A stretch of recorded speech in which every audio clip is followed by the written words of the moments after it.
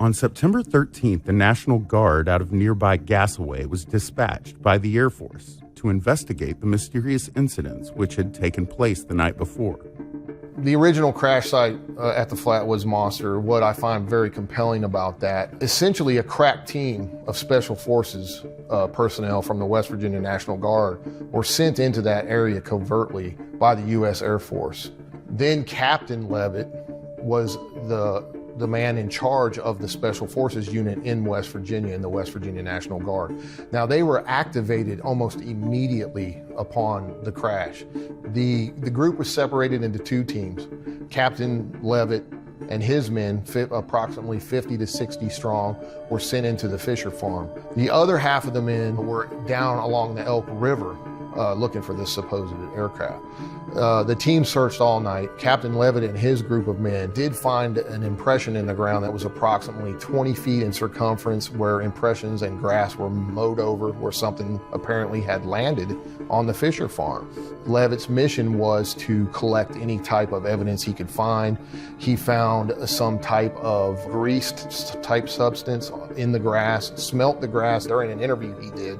Many years later, when he was now retired Colonel Levitt, he said that the grass smelled of burnt sulfur, and he was ordered to send all the stuff post-haste back to Washington, D.C., to the Pentagon right away. They called the local sheriff, and he was out on another call that night, similar. Down around Frametown or Strange Creek, they had reported that there was a small airplane flew into a hill and burned up, but they couldn't find any evidence that a plane had flew into the hill or that there had been fire.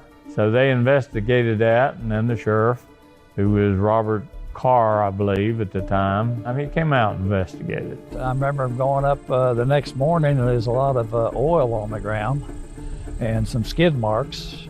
Some of the locals thought, well, it was a farmer. He was up there. There hadn't been any tractor up there. There hadn't been any mowing done. All the people that was there took pictures of it and took samples of the oil and stuff like that. Never did hear anything back from the samples of the oil, so don't know what that was. The government gave them some sort of a bogus answer, as usual. Kathleen May, later in life, told about a mysterious letter which came from the Pentagon shortly after the sighting, which claimed that the UFOs seen on September 12th were merely experimental rockets.